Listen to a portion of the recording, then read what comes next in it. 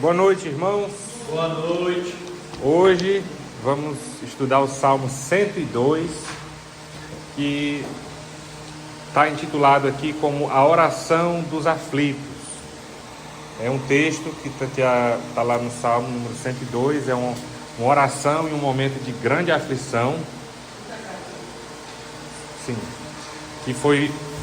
Não está claro exatamente quem foi o autor desse salmo. Tem algumas pessoas que dizem que foi Davi, outros que dizem que pode ter sido um judeu exilado em algum momento, como lá na Babilônia,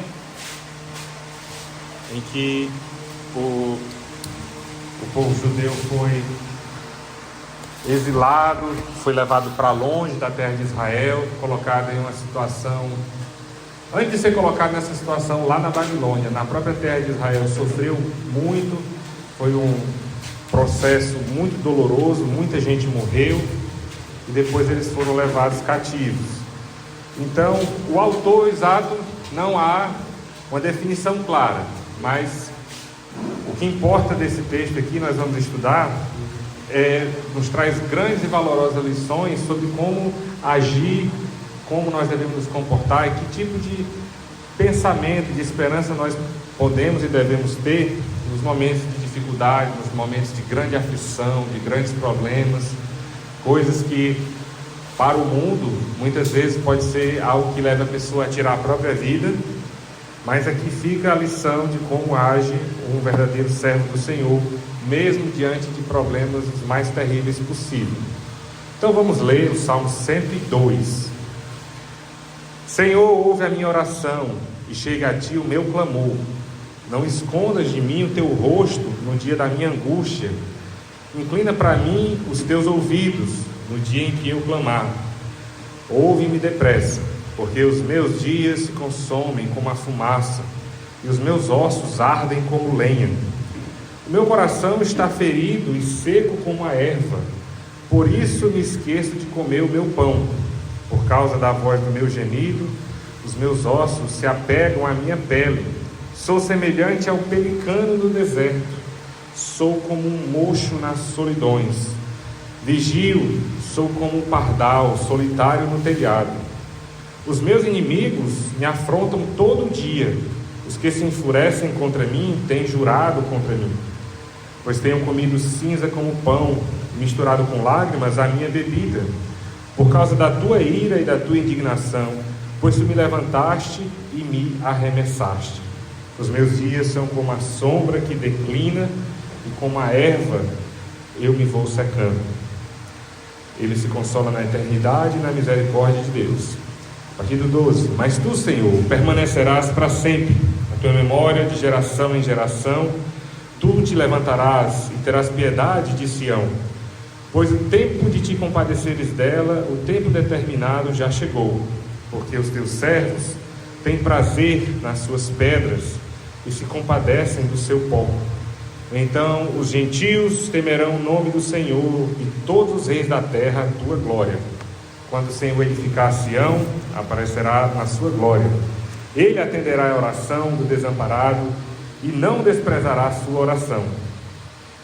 As misericórdias de Deus devem ser registradas. Isto se escreverá para a geração futura, e o povo que se criar louvará o Senhor. Pois olhou desde o alto do seu santuário, desde os céus, o Senhor contemplou a terra, para ouvir o gemido dos presos, para soltar os sentenciados à morte, para anunciarem o nome do Senhor em Sião e o seu louvor em Jerusalém. Quando os povos se ajuntarem e os reinos para servirem ao Senhor. Ele sustenta sua fraqueza pela imutabilidade de Deus. Abateu a minha força no caminho, abreviou os meus dias. Dizia eu, meu Deus, não me leves no meio dos meus dias, os teus anos são por todas as gerações. Desde a antiguidade fundaste a terra, e os céus são obra das tuas mãos. Eles perecerão, mas tu permanecerás. Todos eles envelhecerão como um vestido, como roupa os mudarás e ficarão mudados. Porém, tu és o mesmo, e os teus anos nunca terão fim. Os filhos dos teus servos continuarão, e a sua semente ficará firmada perante ti. Vamos orar. Senhor Deus, Pai, te agradecemos pelo teu amor, pela tua misericórdia, teu cuidado para conosco. Nos ajuda, Senhor, a entender este salmo, tirar as lições que precisamos para a nossa vida e possamos sempre, Senhor, buscar na tua palavra a fonte de sabedoria, a fonte de ânimo, de força, de energia, Senhor, para enfrentar as tribulações e aflições da vida. Nos guarda de todo mal, abençoe esse tempo. Em nome do teu Filho amado Jesus. Amém. Amém. Vamos aqui, a tese, o propósito e lições que nós podemos tirar desse Salmo 102. Ele serve como uma oração em tempos de angústia. Nós podemos ver aqui, especialmente na parte inicial do 1 ao 11, que é uma situação terrível. Foi alguém que, como eu falei no início, não está claro se foi Davi. Tem algumas partes que são muito semelhantes, outras que já parecem mais com o exílio do povo judeu na Babilônia.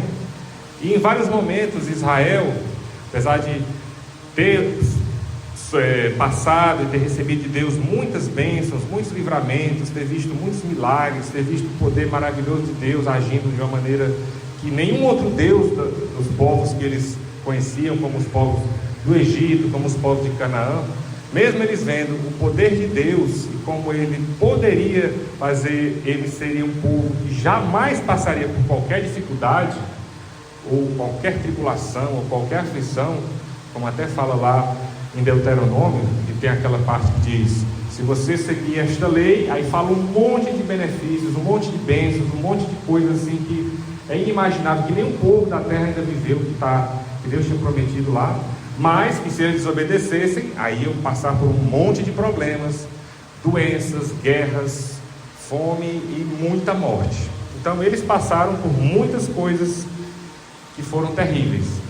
E aí esses momentos trouxeram bastante aflição para eles, trouxeram bastante momentos em que eles acharam até que Deus os havia abandonado. E de certo modo ali, como eles, a Bíblia fala, como eles preferiram seguir aos outros deuses, não obedeceram os mandamentos que Deus tinha dado, seguiram após outros ídolos, cometeram práticas como os povos cananeus faziam, e chegar ao ponto de sacrificar os próprios filhos, as próprias crianças que eles tinham, eles faziam passar pelo fogo para poder atingir os seus objetivos, que eram as práticas dos deuses pagãos. Então eles passaram por grandes provações. Então pode ser que este texto aqui foi justamente alguém que estava passando por isso. Se tiver sido Davi, foi por causa dos pecados dele. A gente sabe o que ele fez. Então aqui é uma oração em tempos de angústia. Vai servir de nós como um modelo para, se Deus livre cada um de nós, mas passando por momentos de terríveis angústias, nós temos aqui um padrão a seguir. Então nesse texto aqui fica destacado a fragilidade e o sofrimento humano, o modo como nós somos apenas, como a Bíblia diz, somos pó e ao pó nós voltaremos. E faz um paralelo, apontando para a natureza e soberania imutáveis de Deus. Então, o objetivo desse estudo é mostrar que Deus ouve os gritos dos aflitos. Deus, Ele é um Deus que está atento. As orações chegam até Ele. Lá em Apocalipse, quando fala lá dos 24 anciãos, fala que eles trazem uma taça lá que tem as orações dos santos. Deus está coletando e guardando cada uma das nossas orações, e para Ele sobe como um aroma suave. Então, Ele ouve os gritos dos aflitos. O apelo do salmista nos lembra que Deus está atento ao sofrimento humano.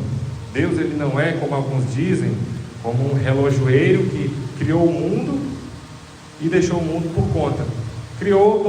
Deixou todas as leis da física, as leis químicas e tudo funcionando, e pronto, agora vocês estão por conta. Se vira aí, cada um faz o que der na telha e lida com as consequências. Não, Deus não é assim. Ele realmente está atento. Fala também nesse texto de como a vida é passageira, de como a nossa vida ela é como um vapor. A Bíblia usa esse exemplo. Se você esquentar uma água e subir aquele vapor, logo aquilo ali vira nada, né? Muito rapidamente. E a comparação é com Deus, que Deus é eterno. E como diz aqui no 27, que os teus anos nunca terão fim. Então, nessa comparação ele faz um contraste entre a fragilidade humana e a natureza imutável de Deus. Isso aí é um tema central nesse texto. Outro objetivo também é nos trazer esperança na restauração de Deus, justamente porque Ele, como um pai amoroso que disciplina o seu filho, a gente vai ver que nesse texto aqui, essas aflições, elas provavelmente vinham de um castigo, vinham de um abandono de Deus. Então, só de você estar longe de Deus, só disso daí já vai vir todo tipo de coisa ruim. Mesmo que, num primeiro momento, mesmo que olhando assim de fora, não, mas a pessoa está bem, a pessoa está com dinheiro, a pessoa está aí vivendo uma vida maravilhosa. Mas se ela não tem Deus, isso daí é apenas uma fachada. Por dentro, ela está terrível, ela não está bem. E se realmente chegar a morrer sem Deus, aí pronto, é a condenação eterna, não tem mais esperança. Então vamos aqui, ó. Essa esperança na restauração de Deus, ela é apesar da angústia. Ou seja, mesmo no momento de dificuldade, mesmo lá na tribulação, naquela coisa que está doendo, está machucando, que você está na beira do desespero, mas você crendo em Deus, olhando para Deus, lembrando das promessas de Deus, do que Ele já fez e do que Ele prometeu que vai fazer, aí você olha, não, está difícil, está doendo, está ruim, não vamos diminuir a dor, cada um sabe a dor que tem, mas eu não vou gastar o meu tempo focando e pensando nisso. E aí eu vou mudar meu foco para Deus. E aí, quando eu expresso essa confiança na capacidade de Deus, eu vejo que Ele pode reconstruir e redimir qualquer coisa.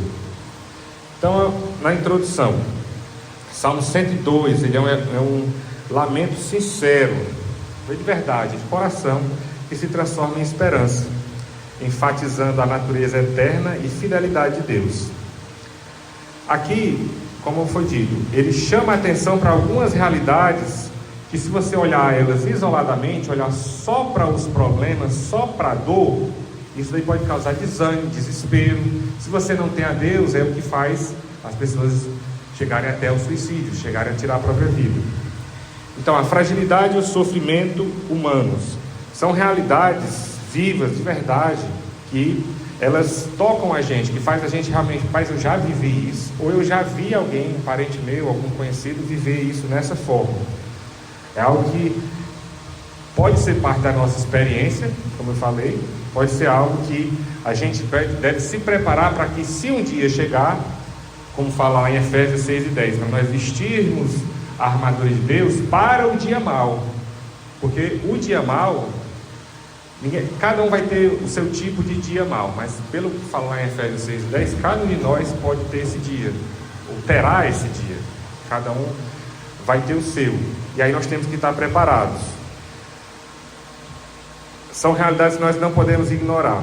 A fragilidade e o sofrimento humano, o modo como aqui realmente, pelo texto ele fala, né, que estava sem comer, chegou a emagrecer, os meus dias se consomem como a fumaça, os ossos ardem como lenha. Essa parte do 3 aqui, a gente pode ver de modo figurado, mas os judeus em vários momentos eles viveram isso aqui de verdade na pele, fogo queimando a carne e os ossos. Quando Jerusalém, nas vezes em que foi sitiada, foi pelos assírios, pelos babilônios, pelos romanos, os judeus no holocausto, eles viveram isso aqui literalmente. Carne se consumindo como fumaça e os ossos ardendo como lenha. O coração ferido e seco como a erva, deixa até de comer pão. E aí tudo isso aqui, ó, por causa do meu gemido, os meus ossos se apegam à minha pele. Está falando de uma dor muito grande, é um sofrimento terrível. É algo que poderia se comparar ao que Jó passou. Lembra que Jó, lá no início do livro de Jó, no mesmo dia ele perdeu todos os seus, na ordem, né? Foram animais, foram bens materiais, servos, e ele, como era um homem justo, com certeza gostava daqueles servos, eram bons servos para ele, eram amigos dele, que ele gostava e cuidava deles, até chegar ao ponto de perder todos os filhos. Olha que ele tinha 10, e tudo isso no mesmo dia. Imagine aí, algo que é inimaginável, esse sofrimento, né? Mas ele passou por isso. Então, só a dor e o sofrimento humanos. Ele mostra aqui como ele descreve vividamente a angústia pessoal, comparando a vida à fumaça, e a fumaça é a grama murcha, enfatizando a natureza fugaz, temporária da existência humana.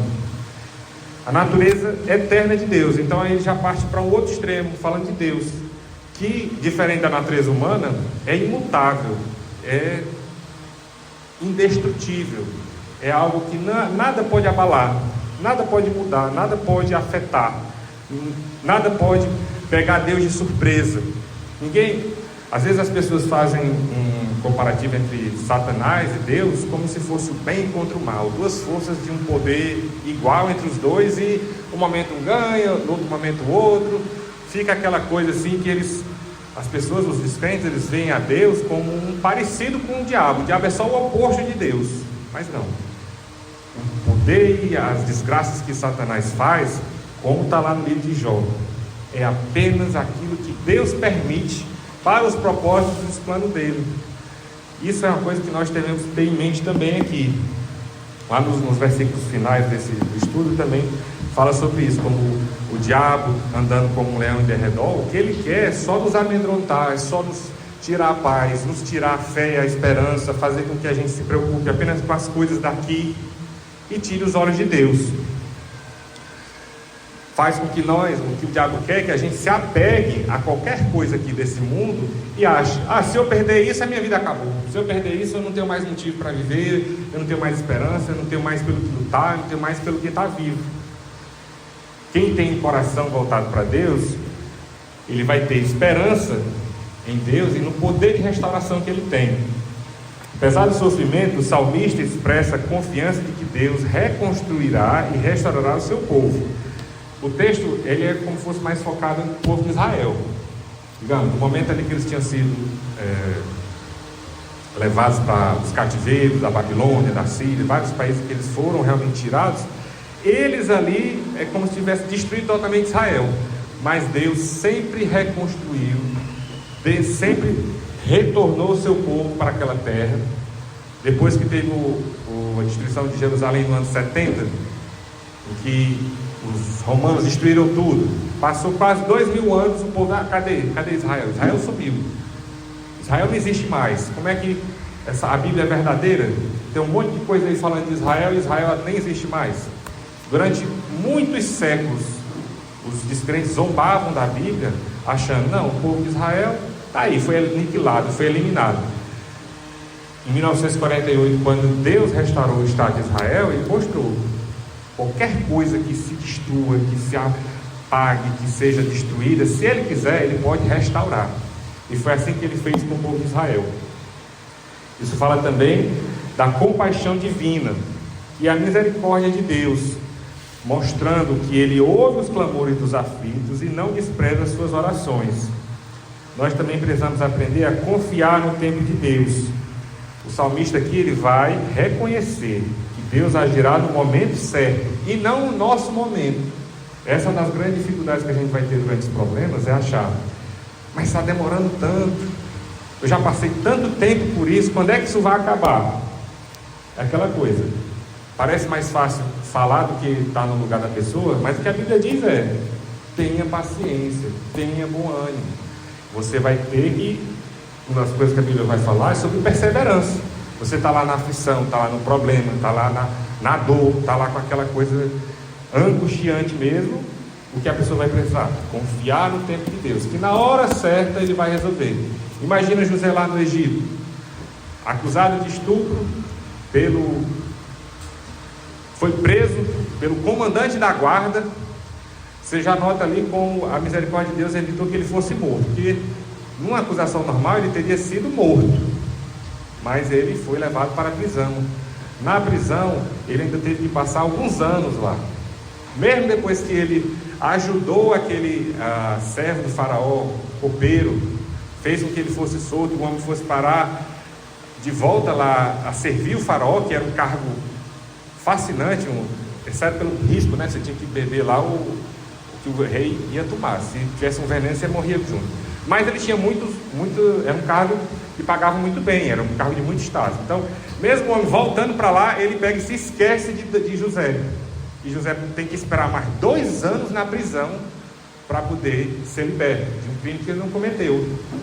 Então imagine como foi para José: preso, difamado, né? Acusado de uma coisa que ele não cometeu. Tinha ajudado o cara que podia ajudar ele lá, falando: o José lá é um cara honesto, eu acho que ele não fez aquilo lá. Mas o homem ficou calado. Teve que José esperar mais 2 anos, ou seja, paciência, teve que esperar. E aí o salmista vai também fazer um louvor pela fidelidade de Deus. Nesse salmo, nós somos encorajados a lembrar e celebrar os atos passados da fidelidade de Deus. Coisas que Deus fez. Nós podemos ver na Bíblia várias coisas que Deus fez ao longo dos séculos e também na nossa vida. Como diz aquele hino, né? Conta as bênçãos. Aquilo ali você vai ter que fazer uma recapitulação. Como foi que Deus fez na minha vida? De que maneiras Ele já me protegeu, já me restaurou coisas que eu achava que estavam perdidas, já evitou que medos que eu tinha de coisas terríveis que poderiam acontecer, elas nunca aconteceram. Isso é importante nós termos essa lembrança. E no sétimo item aqui, um chamado para gerações futuras. Esse salmo também deixa claro a importância de nós também prepararmos os nossos filhos, as próximas gerações. Fala de como nós devemos falar para eles sobre os feitos de Deus. É por isso que a Bíblia tem passagens que diz para você andar com seu filho, falando de Deus, falando das obras de Deus, ensinando a ele. Inclusive porque quando você faz isso, você também fala para você mesmo. Porque também tem a questão, se você falar isso para o seu filho, mas você mesmo não acreditar, não viver, é aquela história, o seu filho também não vai ter essa fé, ele vai entrar por um ouvido e sair pelo outro. Então, o salmista exorta que os feitos de Deus sejam registrados e compartilhados para que as gerações futuras possam louvá-lo. Uma visão geral do texto. Do versículo 1 e 2 fala basicamente o grito dos aflitos, quando ele fala: ouve a minha oração, ó Senhor, que o meu clamor chegue a ti, não escondas de mim o teu rosto no dia em que eu tiver angústia. Esse texto aqui de Salmo 102 também é visto como uma profecia falando sobre a vida de Jesus. Muito do que passa nesse salmo você pode ver refletido no modo como Jesus viveu, especialmente lá nos momentos finais antes da crucificação.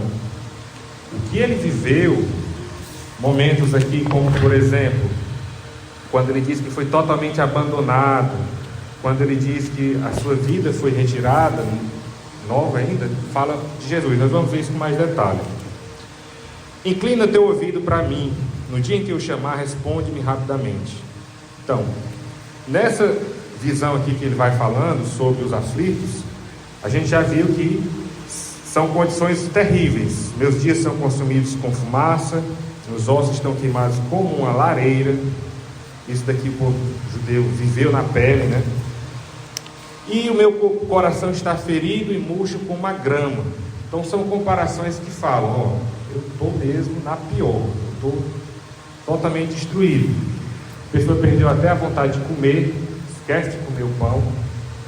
Por causa da voz do meu gemido, meus ossos se apegam à minha pele. Isso aqui já fala de um estado, talvez até de anorexia. Realmente a pessoa está só o couro e o osso. E ele vai dar um exemplo aqui, falando de alguns animais em situações que são totalmente atípicas. Não é o normal desses animais. Por exemplo, fala do pelicano no deserto. Fala de uma coruja no deserto, que é outro nome para moxa, como está com mocho, né, no versículo 6, semelhante ao pelicano no deserto, mocho nas solidões, ou seja, no deserto, né? Um pelicano no deserto, uma coruja no deserto, ou um pardal sozinho no topo da casa. Todos esses animais, eles não vivem assim, normalmente eles não estão nessa situação. Então todos esses locais, eles não são naturais para essas criaturas. Os pelicanos não vivem no deserto. Onde é que eles geralmente vivem? Vivem perto do mar, perto da água. Então não vivem no deserto. As corujas não habitam o deserto. Geralmente elas habitam regiões de floresta. regiões que tem bastante árvores. Os pardais geralmente também vão ficar em bandos, eles vão andar, não vão andar sozinhos, como diz o texto. Então ele estava dizendo que a condição que ele estava não era natural, não era algo normal, era algo sobrenatural. Voltando, como eu falei também lá do versículo que eu coloquei lá no final, 1 Pedro 5, 8 e 9, vai nos dizer qual é a causa de alguns dos nossos problemas.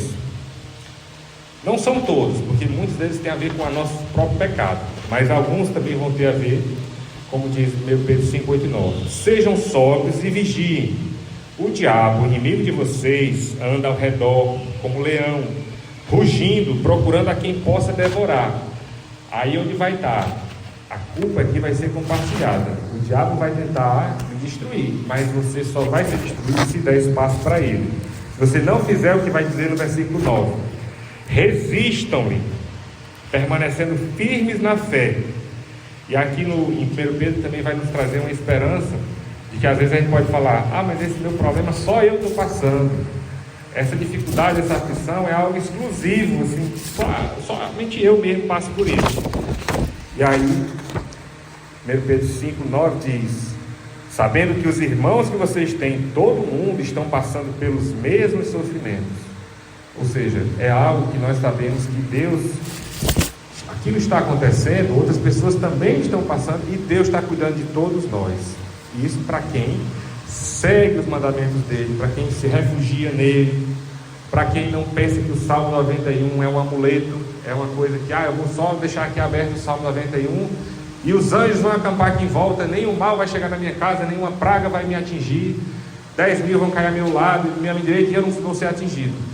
Se você vê o Salmo 91 como um mero amuleto, um meio de manipular Deus, de controlar Deus, mas sem a pessoa ter realmente um relacionamento com Ele, sem confiar nele, sem trazer Ele como centro da vida da pessoa, aquele salmo lá não vai lhe servir para você. O próprio salmo diz que é para aquele que habita no esconderijo do Altíssimo, ou seja, aquele que se refugia em Deus. Se a pessoa não se refugia em Deus, aquele salmo não vale para ela. Então, esses animais que o salmo descreve são a condição que mostram uma coisa não natural, algo sobrenatural. Também ele diz: meus inimigos me insultam o dia todo, estão loucos e juraram contra mim. Isso daqui também fala de aquilo que um crente vive.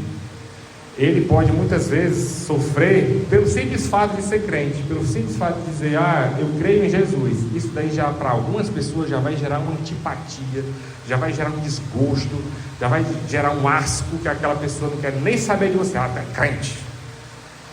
Por quê? Porque ali também tem uma coisa sobrenatural, ali também é o diabo agindo na vida daquela pessoa, que está entregue nas mãos dele, que está vivendo uma vida longe de Deus. Então, ele diz: meus inimigos me insultam o dia todo, estão loucos e juraram contra mim. Comi cinzas como pão, misturei minha embutida com choro. Fala, de uma dificuldade grande, pede recurso. Sinto a tua indignação e a tua ira, porque tu me levantaste e me lançaste para baixo. Isso daqui, vendo nesse aspecto, o salmista reconhece que aqui tem uma indignação e ira de Deus. Se tem uma ira e indignação de Deus, então, nesse texto, nesse caso específico, não é tanto como o caso de Jó. Que veja, no caso de Jó, ali Deus amava Jó, gostava do jeito dele, mas Satanás estava acusando ele, dizendo: esse daí só te serve porque o Senhor abençoou ele, porque deu um monte de coisa para ele, porque deu muitos bens, deu uma família bonita. Então, ele tem tudo, lógico que ele vai lhe adorar e vai lhe abençoar. Tira essas coisas dele para ver como ele não vai te amaldiçoar na tua cara. Foi como Satanás falou para Deus. Não é o caso aqui, que às vezes, mesmo sendo sobrenatural, podendo ser também algo que vem do diabo, nesse caso aqui, nós vemos que o salmista reconhece, tem a ver com indignação e ira de Deus. Deus, ele tem a correção que um pai faz para um filho que ele ama. É um castigo corretivo, que é diferente da ira e indignação de Deus para os descrentes, que é uma correção, que é uma ira destrutiva, que tem a fim de apenas eliminar e vai se lançar no inferno.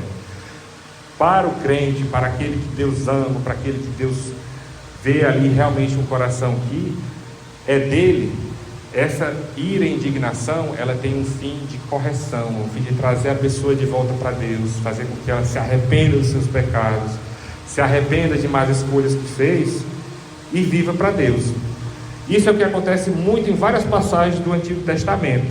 A indignação e ira de Deus são frequentemente retratadas como resposta ao pecado e desobediência, como eu falei lá em Deuteronômio aqui do 9, 7 a 8.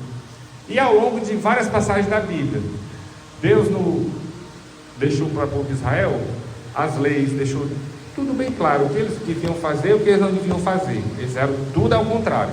E aí, teve a primeira geração dos 40 anos no deserto, e todos eles tiveram que morrer no deserto, porque nenhum deles podia entrar na terra prometida. Deus disse: não vou entrar no meu descanso, não entrar na terra prometida. Os próximos que vieram, muitos também caíram nos mesmos erros. Teve todo o livro de Juízes mostrando como eles, cada um queria fazer o que queria, só obedecia a Deus. Enquanto o juiz estava vivo, era só o juiz morrer, eles se voltavam para os deuses pagãos. Então, essa indignação e ira de Deus, que vai causar dor, sofrimento, aflições, tribulações, coisas terríveis na vida, isso daí pode muito bem vir desse desagrado divino, de um castigo que Deus está trazendo por causa como uma resposta ao pecado e desobediência.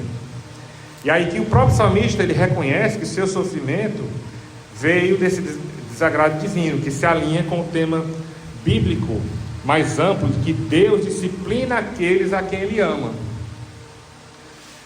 Tudo isso daqui pode muito bem, como eu disse, estar relacionado ao contexto do exílio babilônico, que foi aquilo que Deus ele mostra. Por exemplo, ele fala de Nabucodonosor vindo para atacar Israel. Ele diz que Nabucodonosor é servo dele. É interessante isso. Como mesmo Nabucodonosor sendo inimigo do povo de Deus, estava ali, matou um monte de gente, fez uma desgraça grande lá em Israel, foi uma carnificina, mas Deus chama Nabucodonosor de servo dele, estava fazendo a obra dele. Aquela desgraça que aconteceu toda com Israel, era Deus agindo. E Deus ele também vai falar da restauração, que a gente vai ver mais à frente. Então, o exílio babilônico foi um período em que Israel experimentou a ira de Deus devido à sua persistente idolatria e infidelidade à aliança. Ou seja, não foi uma vezinha, não foi um pecado isolado. Aqui está falando de gerações. Ele está lá em 2 Reis 24 e 20, quando Deus decreta que Jerusalém seria atacada. Isso daí volta desde lá em Moisés saindo do Egito. Tanto que aquele povo não desagradou a Deus, mal acaba de receber os 10 mandamentos, a primeira coisa que faz é um bezerro de ouro. E fizeram isso várias vezes. Então, o sofrimento que eles tinham, que eles passaram com o cativeiro babilônico, era resultado do pecado. Essa frase aqui, indignação e ira, também fala da expressão máxima da ira de Deus, que seria satisfeita por meio de Jesus Cristo. Isso daí também vai falar que quando Jesus estava ali na cruz, ali também era a ira de Deus, toda a indignação de Deus pelo pecado de todos aqueles que iriam crer nele, estava sendo depositado em Jesus. Aquilo que iria para nós, seria pelo nosso pecado, pelo que nós fizemos, por todas as iniquidades que nós cometemos, Deus derramou essa ira sobre Jesus.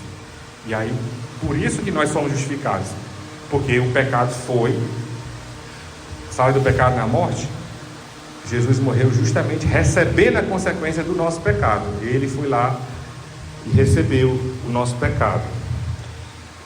Então, pois tu me recolheste e me lançaste fora. Essa é uma sensação, essa imagem sugere a sensação de ser desenraizado e descartado. Foi o que aconteceu com Israel. Foram retirados lá de Israel, foram exilados. Isso também fala justamente do que ocorreu com Cristo. Lembra que Jesus lá na cruz, uma das coisas que ele disse foi: Deus meu, por que me abandonaste? Por que me deixaste? Por quê? Porque naquele momento, na cruz, ele estava totalmente retirado do poder de toda a graça, a bondade, a maravilha de Deus não estava ali. Ele estava ali recebendo apenas o castigo pelo pecado, que era para nós. Só podia estar ali na cruz alguém que fosse Deus, porque se alguém, qualquer outra pessoa que não fosse Deus, fosse para a cruz, jamais teria como suportar e não teria como pagar o pecado de todo mundo. Não pagaria nem o próprio, que dirá o dos outros, né? Então, esse texto fala também como esse ser que foi rejeitado é um tipo de Cristo, que foi rejeitado e desprezado pelos homens, conforme Isaías 53, e experimentou o abandono final na cruz. No entanto, por meio da sua ressurreição, e aí a gente já vê, ressurreição já é o quê? Uma restauração, que é o padrão desse texto, o foco dele é restauração. Cristo demonstra que o que é rejeitado pelos homens pode ser exaltado por Deus. Vamos continuar falando justamente sobre o Senhor dos aflitos. Ainda tem bastante coisa aqui, eu não sei se eu vou... O Senhor dos aflitos, Ele permanece para sempre. Sua lembrança durará por todas as gerações. Ele se levantará e terá misericórdia de Sião, que é Jerusalém. Então Jerusalém ela já foi destruída N vezes, várias vezes. Pelo menos só do que tem registrado na Bíblia. Tem algumas do Velho Testamento, se não me engano, 3 vezes ela foi atacada, várias vezes destruída. O templo, já tivemos 2 templos. Teve o templo de Salomão, depois teve o templo que foi reconstruído, que foi da época de Jesus, que foi destruído no ano 70. Nas profecias para o fim dos tempos, vai ser o 3º templo. E teremos o 4º templo, que vai ser o templo que vai existir durante o milênio. Então, Sião, Deus mostra que teve misericórdia, como Deus restaurou. Chegou a hora de favorecê-la, a hora que foi marcada. Então aqui ele vai falar, descrevendo sobre os teus servos, tem prazer nas suas pedras, favorecem o seu povo. Os gentios temerão o seu nome e os reis da terra a sua glória. Quando Sião for construída, o Senhor aparecerá em sua glória. Ele considerará a oração dos destituídos e não desprezará a sua oração. Aqui já vai falar do modo como Deus, mesmo naquela situação ali em que eles estavam sendo castigados, Ele continuava olhando por eles, continuava ouvindo as suas orações, continuava ajudando. E um dos objetivos, de todo esse texto do Salmo 109 é que isso vai ser escrito para a geração vindoura. O que está escrito lá, ele serve justamente para nós hoje, para que nós hoje tivéssemos essa esperança em Cristo. Nós temos também alguns pontos aqui especificamente, já no 19 a 22. Compaixão pelos aflitos. Fala de como Deus, Ele olhou para baixo do alto do seu santuário. Do céu o Senhor contemplou a terra. Ou seja, Deus, Ele olha, como Jesus disse, que não cai nem um pardal no chão, nenhum passarinho, nenhuma folha cai no chão sem que Ele saiba. É o que muitas vezes as pessoas vão dizer, mas que Deus bom é esse Deus que deixa tanta coisa ruim acontecer, que deixa tanta morte, tanta desgraça no mundo. Essa é uma das acusações mais comuns contra Deus. Então, Ele ouve o gemido do prisioneiro, para soltar aqueles que são designados para a morte. Mas isso Ele vai fazer para a honra e glória do seu nome, para proclamar o nome do Senhor em Sião e o seu louvor em Jerusalém. Aí aqui nós temos uma expressão que fala, quando os povos e reinos se reunirem. Isso daqui já tem a ver, é uma profecia, falando do futuro. É algo que vai estar lá descrito em Isaías 2, 2 a 4, onde as nações vão até o monte do Senhor em Jerusalém para adorá-lo. Isso é algo que é muito raro, não é normal isso. As pessoas não vão para as nações inteiras para um lugar para adorar o Deus verdadeiro. Historicamente, a reunião de nações era uma ocorrência rara, frequentemente vista apenas em tempos de guerra ou alianças políticas significativas. Essa reunião aqui dos povos tem a ver, na verdade, com um propósito divino, indicando uma mudança das prioridades terrenas para as celestiais. Ou seja, os povos, as nações que hoje só pensam em recursos naturais, só pensam em dinheiro, só pensam em evitar uma guerra, só pensam em coisas aqui, nessa profecia aqui, os povos vão se reunir para servir ao Senhor, que vai ser durante o milênio. Tem mais informações aqui no papel, vou deixar para vocês lerem depois. Então, a natureza temporal da aflição do homem versus o eterno natural de Deus. Os anos do homem são temporais, ou seja, nós nascemos e temos uma data certa para morrer. Nós, assim, no momento que nascemos, nós já estamos nos preparando para morrer. Ele está enfraquecido no caminho pela aflição. Nós temos também aqui uma informação que pode nos ajudar. Os seus dias são abreviados. A nossa aflição não é eterna, ela vai ter um fim. Ela tem um propósito e ela tem um início, meio e fim. E a oração é: ó meu Deus, não me leve embora no meio dos meus dias. Esse aqui é outro ponto que fala do que aconteceu com Jesus.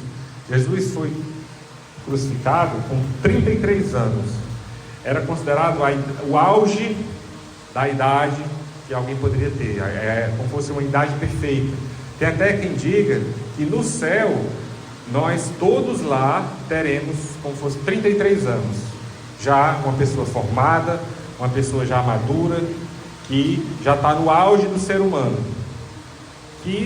Ou seja, não vai ser nem uma criança que ainda vai crescer, nem vai ser um idoso que vai o quê? O idoso só se ele rejuvenescer, né? Não. Independente da idade que a pessoa partiu, segundo algumas teorias, é de que lá no céu nós teremos algo em torno disso, uma idade perfeita. E foi a idade que Jesus morreu, essa idade que é como se fosse no meio dos meus dias. E foi o que aconteceu com Cristo. Ou seja, não deixe que o salmista pede, né? Não deixe que a aflição me faça antes do meu tempo, me leve antes do meu tempo. Foi o que Jesus pediu, para, se fosse possível, passar aquele cálice. Mas ele colocou: mas seja feita a tua vontade. Isso fala de uma submissão. Mesmo que seja um problema terrível, mesmo que seja algo assim que nós jamais esperaríamos ou jamais desejaríamos que acontecesse com a gente, esse salmo vai falar também de uma submissão, de nós aceitarmos aquilo que Deus permite na nossa vida e confiando que Ele tem um plano. Então, o salmista depois ele vai lembrar que todas as coisas que nós vemos no mundo, como ele fala aqui, de como Deus criou os alicerces da terra, os céus, são obras de suas mãos, o salmista já lembra: tudo isso daí vai mudar, tudo isso aí vai ser destruído e Deus vai mudar, vai transformar. Ele usa um exemplo de como se fosse uma roupa, um vestido. É o que a gente vê lá no final da Bíblia, em Apocalipse 21 e 22, quando fala dos novos céus e nova terra. Tudo que a gente vê hoje aqui, tudo que nós vemos da natureza, tudo que nós vemos de belo e bonito, isso ainda não é nada comparado ao que vai ser no novo céu e nova terra. Por isso que já até uma besteira a pessoa viver para lutar para, assim, que eu quero salvar esse mundo, salvar a natureza.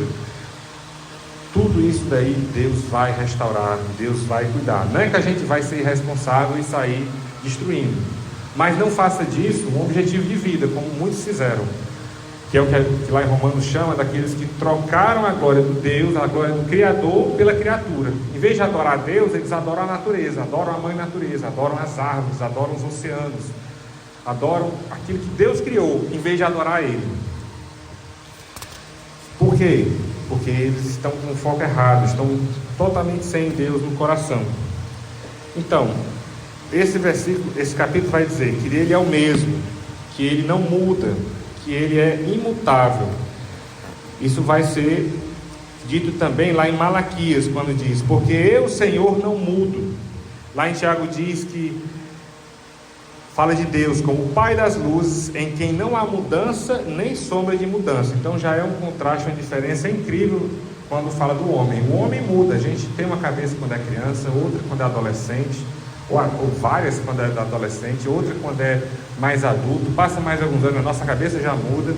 Durante toda a nossa vida, a gente muda muito, mas Deus, Ele não muda, pode passar milênios, Ele será o mesmo.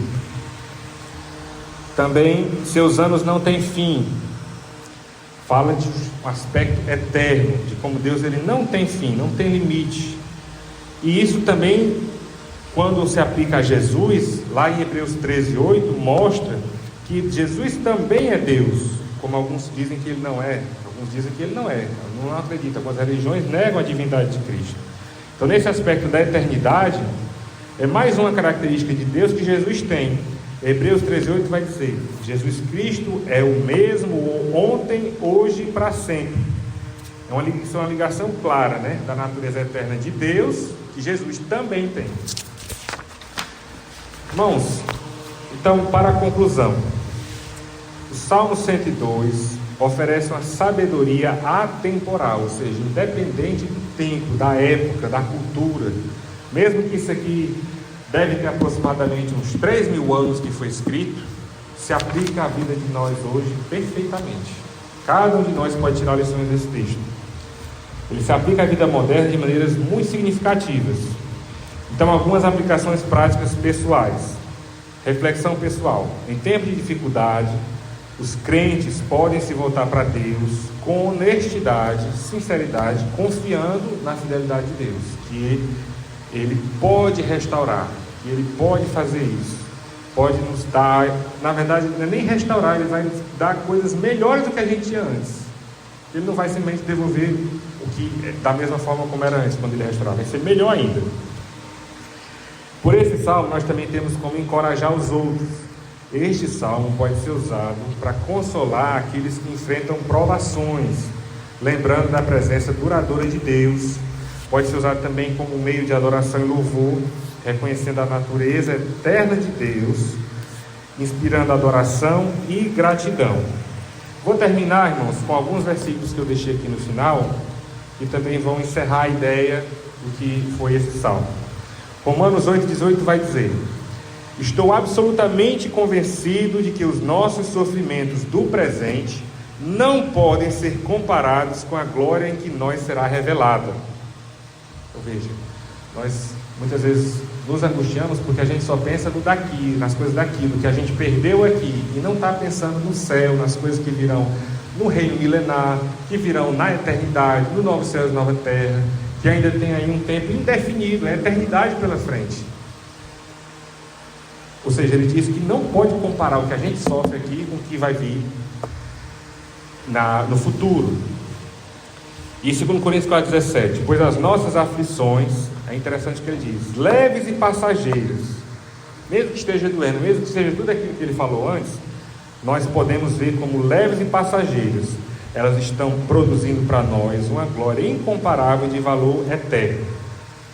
E aí eu vou fechar com 1 Pedro 4,13: contudo, alegrai-vos por ser de participante dos sofrimentos de Cristo, para que também vos alegreis e exulteis na revelação da sua glória. Ou seja, uma preparação também para a volta de Cristo, para que não seja como Jesus disse: quando eu voltar, será que eu acharei fé na terra?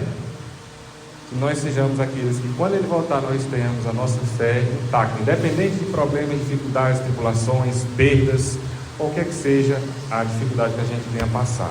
Amém, irmãos? Amém. Pedir irmão Flávio para orar. Oremos. Senhor nosso Deus, nosso Pai, te louvamos, Senhor, pela Tua palavra, te louvamos, ó Pai, por estar conosco em qualquer situação, e sabemos, ó Pai, que o Senhor vai estar operando sempre o melhor para a nossa vida. Que possamos, ó Pai, ter paciência, ter discernimento, saber, Senhor, que a glória do Douro, Senhor, é o que esperamos, é o que cremos, e que sabemos que estaremos contigo. Abençoa, Senhor, cada um de nós, em nome do Filho amado de Cristo. Amém. Amém.